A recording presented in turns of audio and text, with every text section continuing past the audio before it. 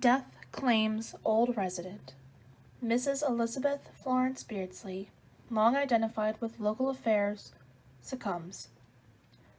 Mrs. Elizabeth Florence Baldwin Beardsley, wife of Albert R. Beardsley of 302 East Beardsley Avenue and one of the best-known pioneer residents of Elkhart, died at 4:30 o'clock this morning. Her death was due to diabetes, with which she had been afflicted several years. Her final illness was of 7 weeks' duration, during the last 53 hours of which she was in the state of a coma. The funeral services will be held at the home at 3 o'clock Monday, conducted by Reverend Campbell L. McKay of the Presbyterian Church, in accordance with a wish expressed by Mrs. Beardsley. Mrs. Beardsley has also requested that there be no display at her funeral and that no flowers be sent. In view of this request, Mr. Beardsley asks that friends kindly refrain from sending flowers. Mrs. Beardsley will be laid at rest in the family mausoleum in Grace Lawn Cemetery. Members of Frank Baldwin Post and Frank Baldwin Circle will serve as honorary pallbearers. A native of Elkhart, Mrs. Beardsley, who was a daughter of Silas and Jane Baldwin, was born on June 1st, 1850, in a house that stood at the northwest corner of 2nd and Jefferson Streets, the present site of the Conrad Ziesel home. The Baldwin home later was located at the northwest corner of Main and Franklin Streets, the site of which is now covered by buildings occupied by the Ziesel brothers, Shively & Co.'s, and the King clothes stores. Her marriage to Mr. Beardsley took place on September 24th, 1872. He is the only immediate surviving relative. Mrs. Beardsley took a deep interest in the welfare of the Grand Army Post and allied organizations because a natural patriotic temperament was stirred by memories of her heroic death of her only brother, Lieutenant Frank Baldwin, in the Battle of Stone River, and she was the first president of the local organization. Shiloh Field Women's Relief Corps, which was first instituted in Indiana, dates from April 4th, 1884. Later, in 1896, when Elmer Women's Relief Corps, which has been instituted in 1885, became Frank Baldwin Circle of the Ladies of the GAR. Mrs. Beardsley was an active supporter of the new organization. Private benefactions many. Her private benefactions were many, and about these the public has heard but little. However, it is known that a number of young women of this city owe their advanced education to the financial support of Mrs. Beardsley. It has been said that there was never a time when she was not helping some deserving young woman to secure a desired musical, college, or art education.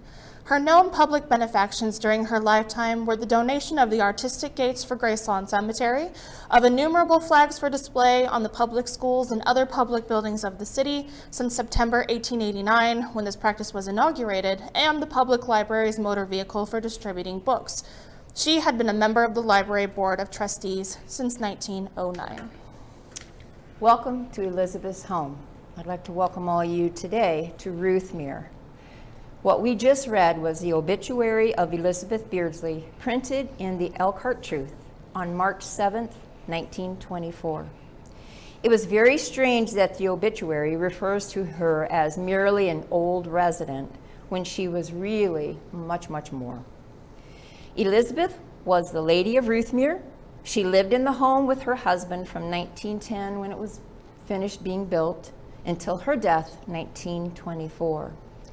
Elizabeth was an incredible, unique woman, and we are speaking about her today because she is a vital part of not only Elkhart history, but women's history.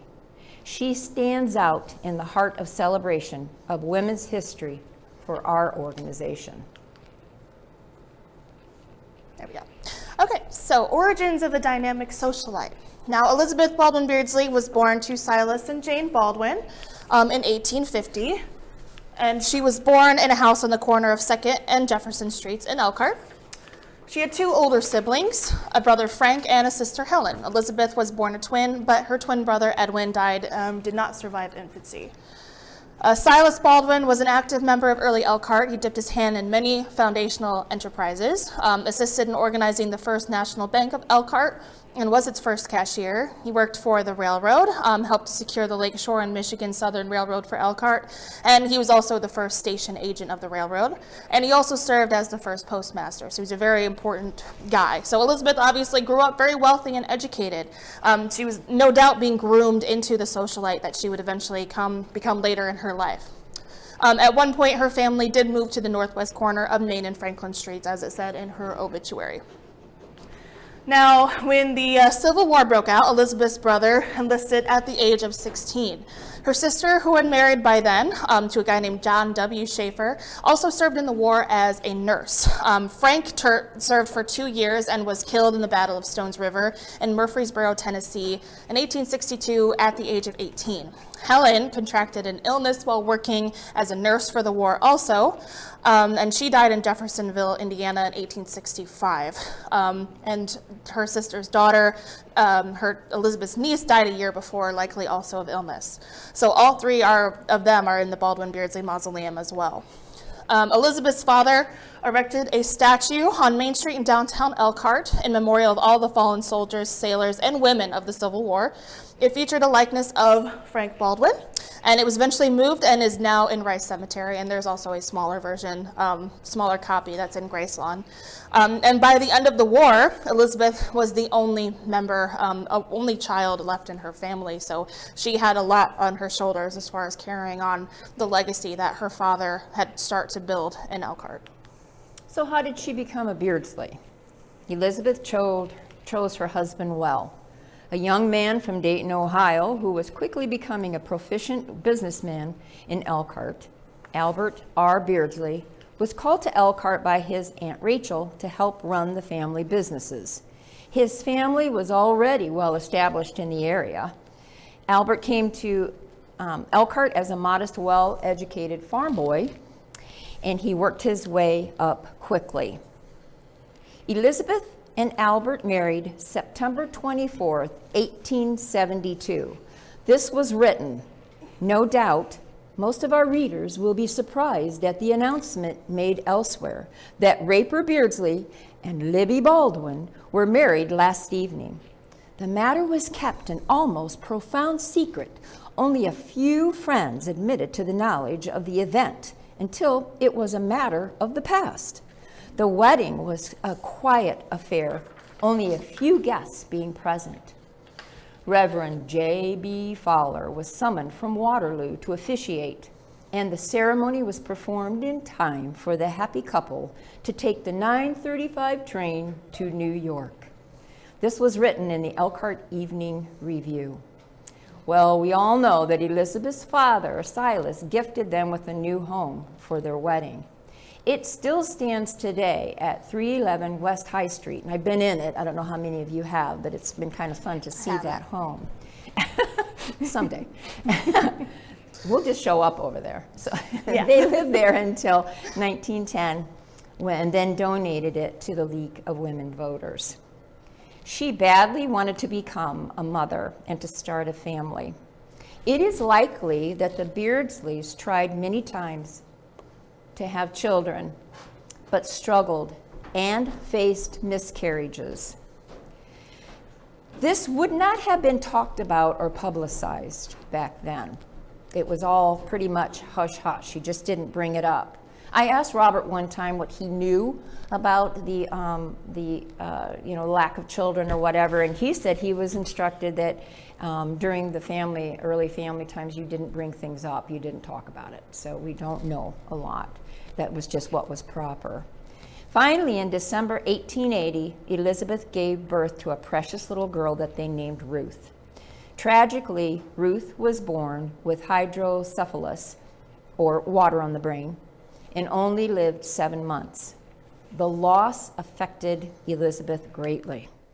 She had a pin commissioned of Ruth's portrait, this is a Dresden piece that she had, that she wore every day, close to her heart, and it is still in our collection. If you want to see it, it's on the second floor landing in the glass case there. But still, Elizabeth loved children. She became very close to her nieces and nephews. We know that some of the nephews, like Rachel, named one of her daughters Elizabeth. And so she was very close to the children around her. And Beatrice Beardsley, who was the daughter of one of Albert's brothers, was also a favorite. And in fact, Beatrice came to serve as her uncle's hostess between the death of, when Elizabeth died. I guess it was proper that you had to have a hostess, and Beatrice came to serve that here at the house. Elizabeth also took to collecting things. We know that this case was crafted for a collection of her American Indian artifact collection, and she also collected dolls, which seems to be kind of strange that with a woman that did not have children would collect dolls from different travels.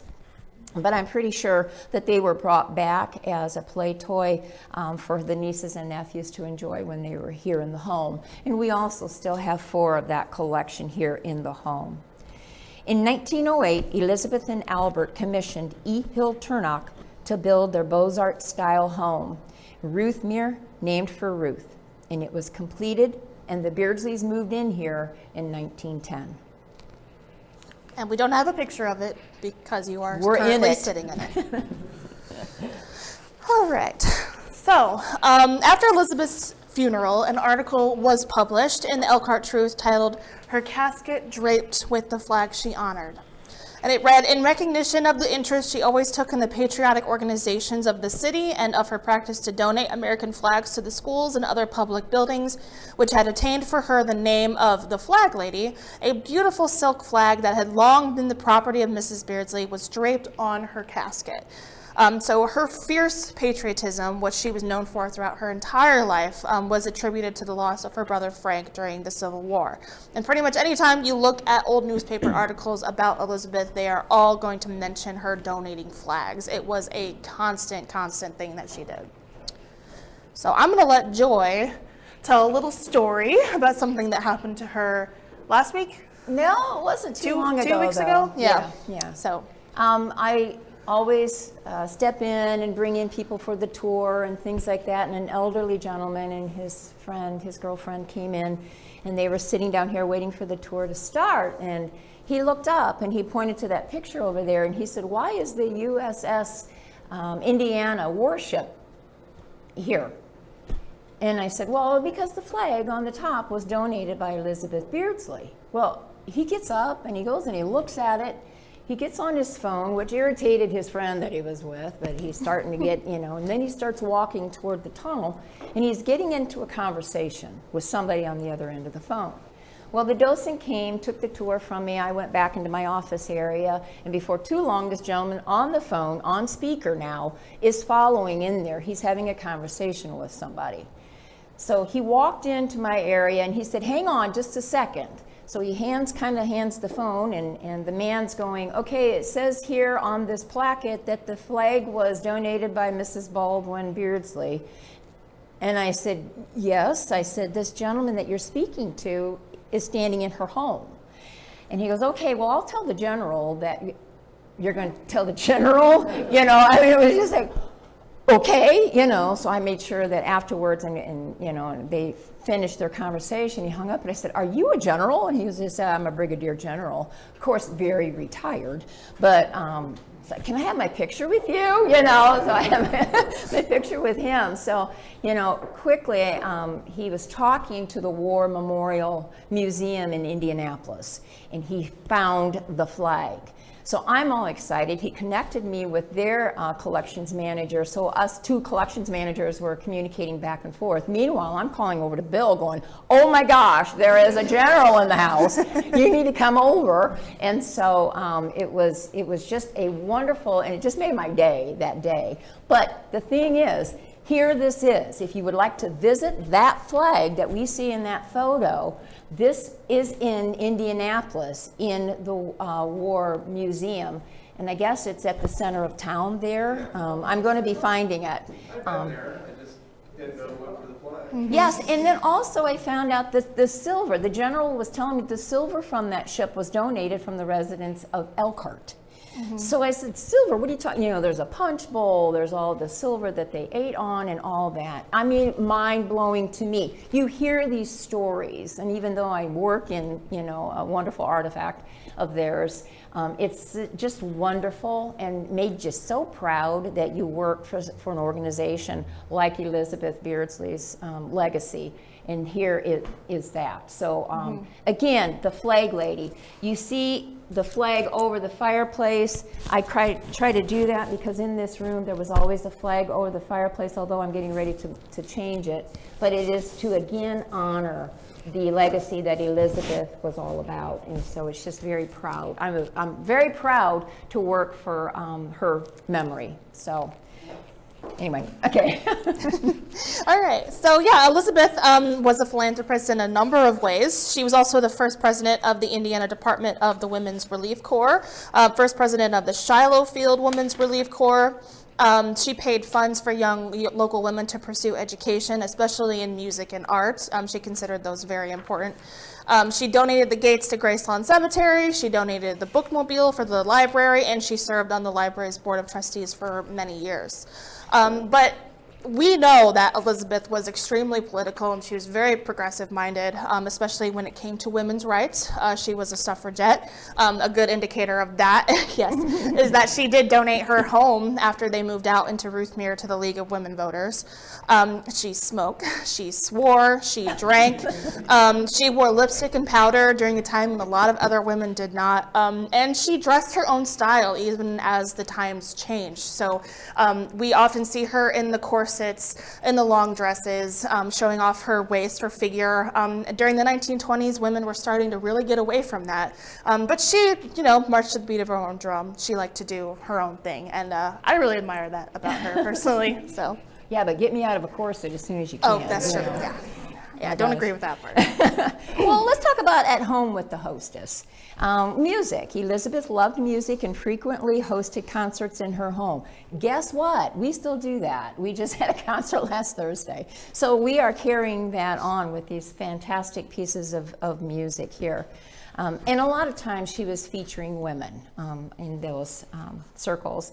So this is from the Weekly Review. Mrs. A.R. Beardsley was hostess to 16 guests from 11 to 1 o'clock Tuesday, giving a morning musicale and breakfast in honor of Miss Grace Baldwin of Detroit.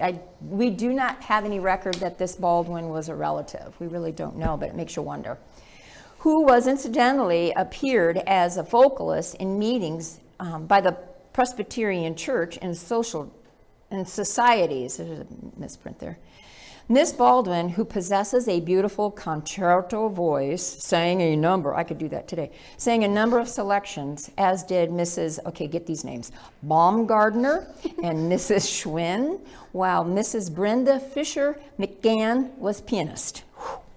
Elizabeth herself was said to be a beautiful singer. Pets. Mr. and Mrs. Beardsley had a chow dog named Wang. We know that he was a Chinese chow. I think that back at the time that they were traveling, you might have been able to bring back plants and live things back from other countries. Nothing was written about it, except that this dog was he had an attitude, let's put it that way. One of the interesting memoirs of Frances Martin Miser of the Beardsley family in 1975, she said one other interesting member of the family was their chow dog. It was told that the dog would go downtown to the Baldwin building, which became Cecil's, and ride the elevators.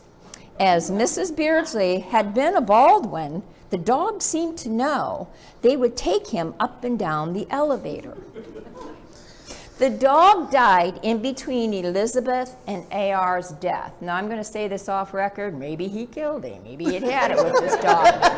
You're out of here. She's not here to protect you anymore. But I just found that kind of interesting, that the dog died of a broken heart, The lost love of the owner. Yes, I know. And we also think that she also kept a bird, but what it does let us know is that she loved animals.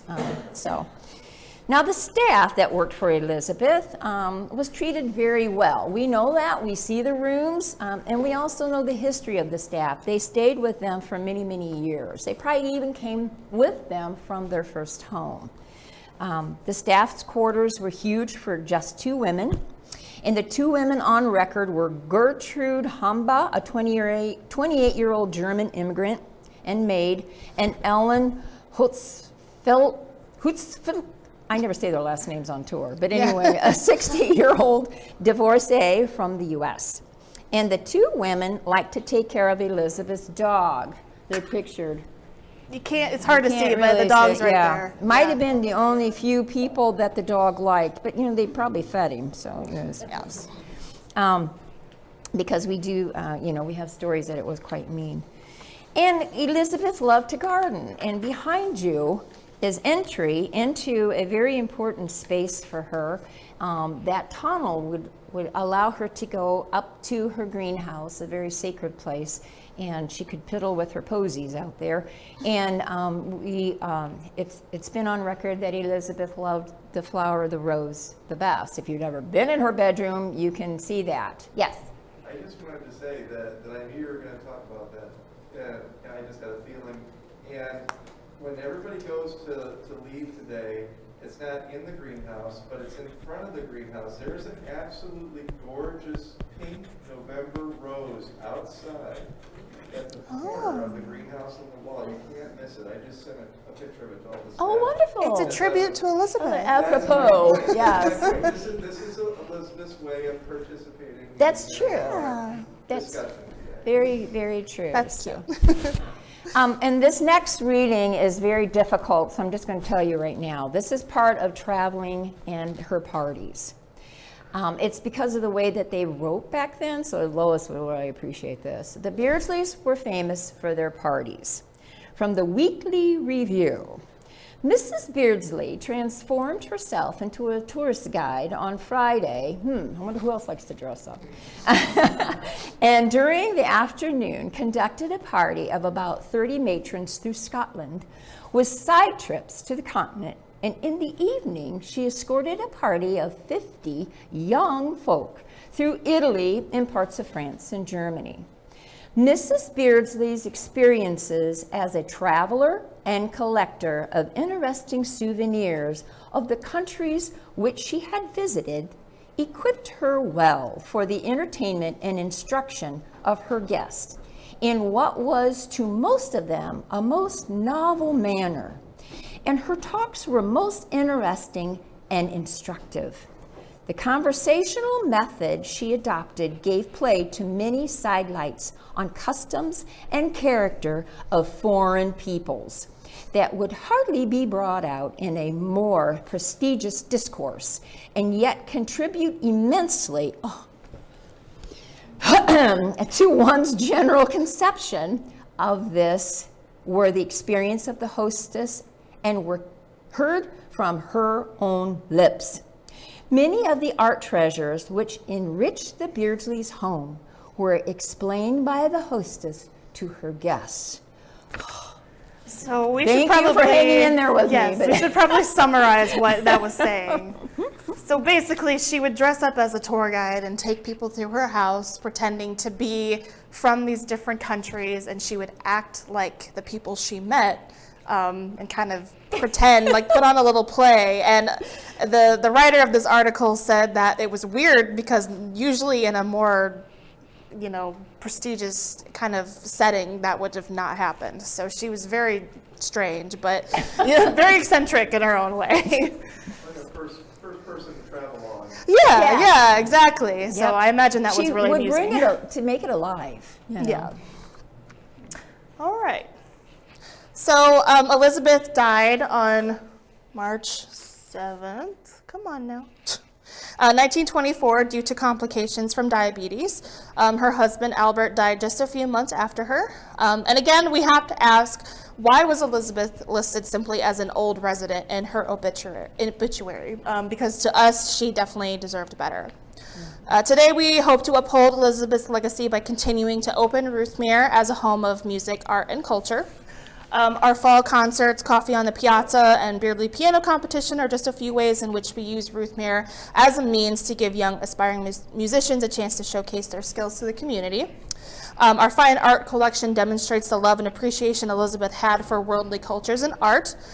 Our tours, field trips, and gallery talks tell stories and share knowledge with our community, just as Elizabeth loved to do in this home 100 years ago.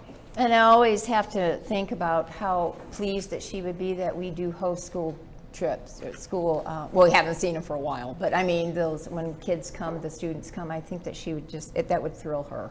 That her home was part of that. We are also paying tribute to Elizabeth's fierce patriotism through the year. We are part of the Blue Star Museum's collaboration that allows active duty military free admission for about 4 months a year. And our patriotic program series recognizes the nation's patriotic holidays: Memorial Day, Flag Day, Independence Day, Juneteenth, Veterans Day, and Patriots Day by giving out American flags, I saw you back there with them, to all visitors and allowing veterans free admission on Veterans Day. And today, that's right, and Patriot Day. And finally, this year we are paying tribute to Elizabeth's role as a suffragette by celebrating the 100th anniversary of the 19th Amendment through women's history-focused programs like this, social media posts, and a traveling exhibit, which unfortunately has been postponed until next year due to COVID, but that was on the calendar. So. And as women, we can look up to Elizabeth and the powerful figure she was in society. She has permanently shaped the culture of Elkhart and has made it so that Ruthmere's reach goes out far beyond that of architectural splendor. Questions? Yes. Can you imagine what it would cost today to publish elaborate obituaries, wedding announcements, society news in the Elkhart News today? Can you imagine what that would cost? I was definitely thinking that, because one of the things I did to research for this was look up old newspaper articles about her, and it was just, back then, so many articles were just personal, social things. Like, so many of them were just about their parties. And it's like, can you imagine anybody publishing about their party in Well, the just like newspaper? the rich and famous, the paparazzi, Yeah, they were yeah. following her. They were watching what was going on. And it was Yeah. just like she couldn't even be outside and smoke a cigar with somebody publishing it. You know, Yeah. I mean, they were constantly watching her. It was like celebrity culture, but on a much Yeah. smaller scale, because we didn't have the internet or TV. So, And I yeah. often wondered what AR would have thought. Like, was he like, "Oh, Libby, what are you doing?" Or was he like, "You go, girl"? You know, I mean, I wonder if that support, and she seemed to have her husband's support. Yeah. Yeah. Anybody else? I have a question about the house on high. Is that being used, or is that future thoughts of it being incorporated? It was saved by the For Arts Club. Or- But I don't think they own it anymore. No, I mean by the what is that? Samaritan Center right now. Yeah, yeah, Samaritan Center. Yes. So it's in good hands. It's not going anywhere. In fact, it's really received kind of a new lease on life with Yeah. all the resources that they put into it. That So picture I had of it was from like last year, I would so say, it looked really you know, nice. The Four Arts Club did an Right, well, that's not outstanding gonna go job fast of enough. stewardship for it for so many years, but that was kind of winding down a little bit, and so this opportunity came up for the Samaritan Center to move there, and it's a great location for them too, so everything about it is a win-win for everybody. The credit union owned it for a while, didn't they? That's true. They saved it because I know that for a while there was some rumors that it was going to be torn down and they were going to use it for parking lot. And I tell you, the community came, oh my goodness. They were like, okay. So they were kind of using that. So this is a much better plan for it. But It needed a lot of work. So it's nice that the yeah, just like any old building. Yeah, and Four Arts didn't have the money to do it. Right. yeah. Good question though. Thank you, because that is still standing. So.